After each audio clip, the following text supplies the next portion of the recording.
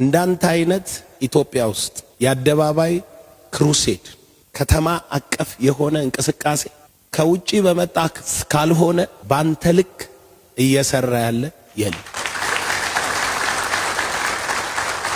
ቦንኬን አይተን ቤኒንን አይተን በውጪ ያሉ ብዙ ክሩሴዶች አይተን በህዝቡ ተደምመን አፍሪካ ሀገሮች ብለን እኛ ሀገር መቼ ነው ሚሆን ስንል ትዝ ሚለን ምን ነው ነጭ መጥቶ ሚለው ጌታ ይባረክ።